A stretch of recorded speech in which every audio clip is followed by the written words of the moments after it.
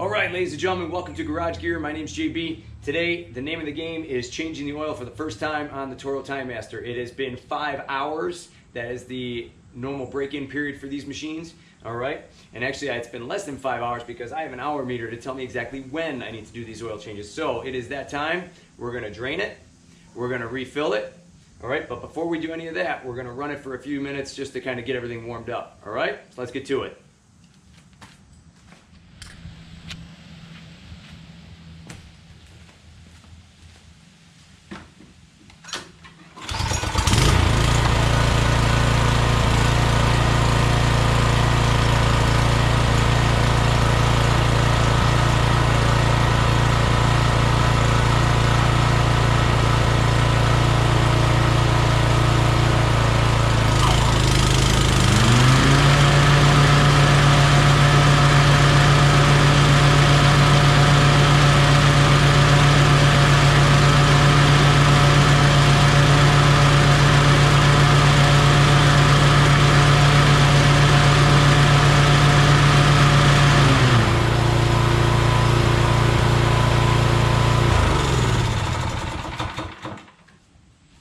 And that should do. That should get it all warmed up for us.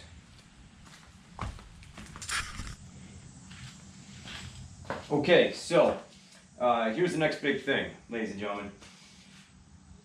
I don't know who was the mastermind behind this, but this oil change is kind of ridiculous. All right, you got the oil filling tube right up here, and it would almost make more sense to have some kind of drain bolt, something here that would just drop down into a pan and make it nice and easy for you. So I don't know who's to blame for this, either Briggs & Stratton or Toro, I don't know, but you know what? We'll still get this done. I just think it's kind of an inconvenience, so -1 to Toro and Briggs & Stratton, okay? All right, so I got my paper towels, I got my gloves just in case this gets messy. I do have some sloppy old cardboard to throw down, all right? And I have a nice big catch pan. So I am going to fold the handlebars up. All right, that'll actually help me tip it over and rest it on its side. I'm gonna get a paper towel or two ready. You never know where this stuff's gonna go. I'm gonna pull out my drain or oil filler cap. All right, the oil still looks pretty decent, but we're still gonna change it because you have to break in the engine this way, okay? I'm gonna set that off to the side, make sure I don't step on it. And then I'm going to tip this over, all right? So we'll see how easy this goes. I'm going to keep my pan there, ready to catch everything.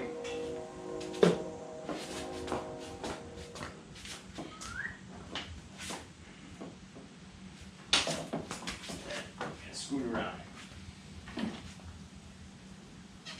There we go. That's dirtier than I thought. There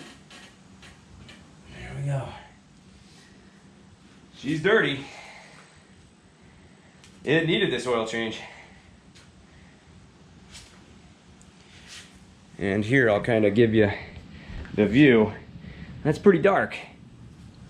And then I'm going to swing you around. You can see this has exactly 4 hours on it. So those hour meters, ladies and gentlemen, are a nice little feature to have and put on your machines. They only cost about $10. They're pretty cheap. All right, so here we go. We're going to finish draining this. We're going to let it be. I'm going to go do something else in the meantime. This shouldn't take too long, and then we'll fill it. I actually looked at the charts in the manual. You can use 5W30, and I like to use 5W30 synthetic in all my machines. You can take a look at your temperature zones and see where you're at.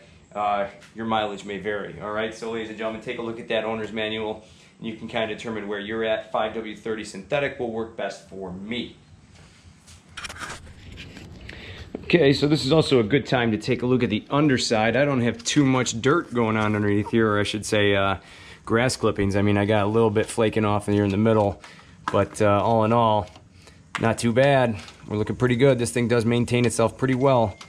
All right, a little bit to scrape off. I can take care of that another time. Now, okay, ladies and gentlemen, so I know I was picking on Briggs & Stratton earlier, but if we look way deep inside underneath this engine, you can actually see this little bolt that would come out. That would be an oil drain plug for us, but that is not in an easy spot. I mean, even if I got my my wrench up in there, the oil would probably land on this panel right here, and that would become a mess. So I still think this is probably the easiest way to drain this oil. Do we get all of it?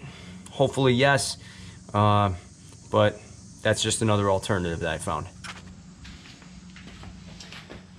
All right, ladies and gentlemen, little tip that I learned a long time ago about changing oil is when you're letting it drip out of your machines, if you let it drip and then you count to about 5 seconds and then you see the next drip, you've drained probably 99% of the oil, okay? So usually I just look for the first drip, count to 5, and then find the next drip, and there you go. All right, and we're about at that point, and so what I'm gonna do is flip it back up, fill it up, and we'll get cutting. All right, there you go, ladies and gentlemen. All right, so what I was saying earlier with filling this up into a small range, ladies and gentlemen, when you look here, these little diagonal lines, that's where you should be filling your oil up to. And I'll tell you, it is really easy to get it past this point and up into here really quick. I mean, you just got to pour your oil in slowly, test it a few times, watch it, and try to land it somewhere right in the middle here, between these two dots, between these diagonal lines. You don't want to overfill it. That could cause some issues with your engine. So best case scenario, just get it to the point, fill it up slow, get it right to the middle of these lines, and you'll be good to go. So there you have it, ladies and gentlemen. That is how you change the oil on a Toro Timemaster. Again, this is a 223cc engine. All right. The question may be next is, when do you change the oil on these? Well, I personally change my oil on this at the beginning of every lawn season, and also at the very end of every lawn season. Now, some might say, why would you change it over the winter while it's just been sitting? Well, think about all the metal particles in an engine that could be settling in the oil, all right, and then just kind of sitting there, and then you run that, and that could risk harming the engine down the road. So I always emphasize running fresh oil in all of my engines, all right? So ladies and gentlemen, there you have it. All right, thanks again for watching Garage Gear. I'm JB. Like and subscribe, and we'll see you guys really soon.